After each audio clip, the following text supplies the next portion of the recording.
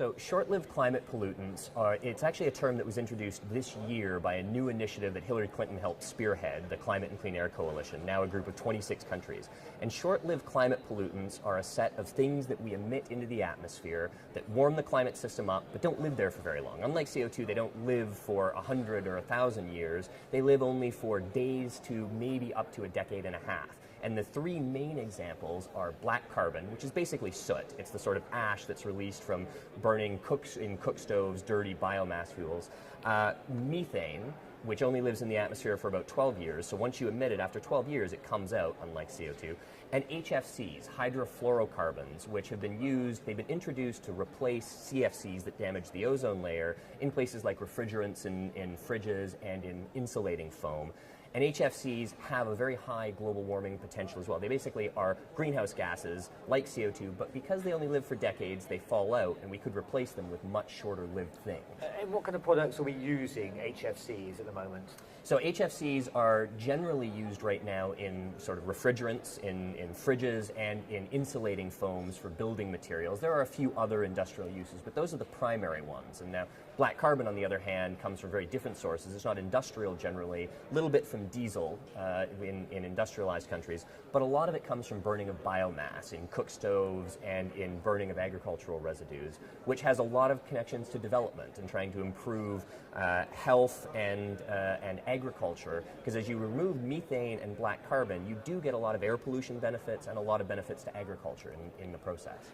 And not been part of the negotiating process, or we've been talking now for kind of 20 years and more. They not, you say the term was only invented, you came up with the term this year. How is it possible to say why it's not been part of the negotiating process up until now? So over the past 20 years, there's been an understandable focus on CO2, on carbon dioxide, because it does build up in the atmosphere and it's the primary long-term challenge. In the late 90s, a variety of metrics were developed, such as global warming potential, to try and create CO2 equivalents or calculate how gases look like CO2. And that's been used in things like the CDM to calculate on the carbon price of things like methane.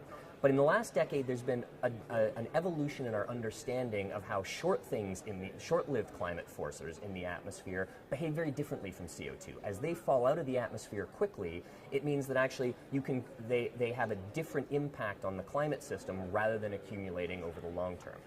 And after more than a decade of work in things like the UNEP ABC program, the Atmospheric Brown Cloud program in Asia, looking at the impacts of these short-term forcers, UNEP published a couple of reports last year highlighting the science and highlighting the policy opportunity, which generated a lot of the momentum that we're seeing now.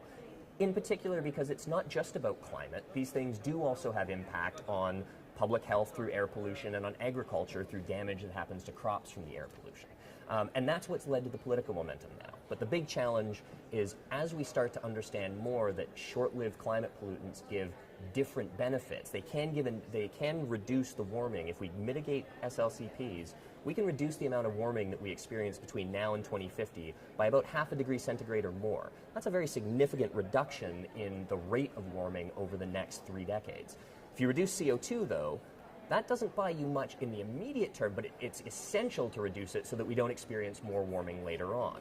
And so an understanding of those timescales associated with these things is what's led to the political momentum to launch a new international initiative this year, which is going to be actually on Thursday. There's going to be a side event where ministers are presenting the CCAC to UNFCCC delegates. So we ran a side event on Friday on the science and policy of these issues in order to provide a foundation for delegates to understand what's coming their way in terms of these new issues. I mean, is there a danger that you reduce emissions of black carbon, methane and HFCs, and our politicians might say, well, that's fine, that's the problem solved for the next 10, 12, 15 years, the planet is saved?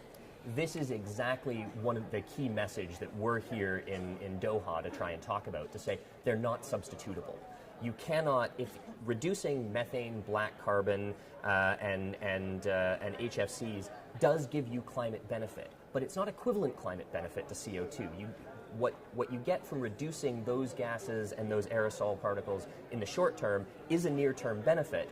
But if you don't mitigate CO2 at the same time, then the benefit from SLCPs will disappear over that period because CO2 warming will overwhelm it. So in other words, SLCPs can complement aggressive action on CO2 mitigation, but they cannot substitute for it and they cannot replace it. And that has some pretty big policy implications for how we structure things post-2015, and in the design of our SLCP initiatives. So what would you like the politicians here, the delegates here at COP18, how would you like them to respond to the challenge of short-lived climate pollutants? Yeah. So one of the most important messages for policymakers we want to deliver here is in the design of policy mechanisms to make sure substitution cannot happen. So in particular, there's the primary way substitution happens is in markets. If you're selling methane and HFCs on the carbon market and it's priced in carbon dioxide terms, you're actually creating substitution. And that's something that already happens in the CDM. Looking to post-2015, it's important to recognize that that's not helpful for dealing with the climate problem. So taking methane and HFCs out of the carbon market so that CO2 markets are dealing with reducing CO2, that's a critical step. And ensuring that black carbon does not get priced in the future, I think those are some really important steps, and they're very tangible in the policy process. The other types of substitution that people are worried about are political attention and overall government budgets. And so it's not just in making sure markets are structured the right way, it's also in making sure that the politics of CO2 mitigation are not distracted by these initiatives that are being pushed forward on SLCP. So when you raise the question about, is it possible that politicians will say, well, we're doing this so we don't have to do CO2, it's really important that delegates understand that's not scientifically accurate, and that we build the constituencies that hold political feet to the fire and say, you can't do that, the science is clear on that.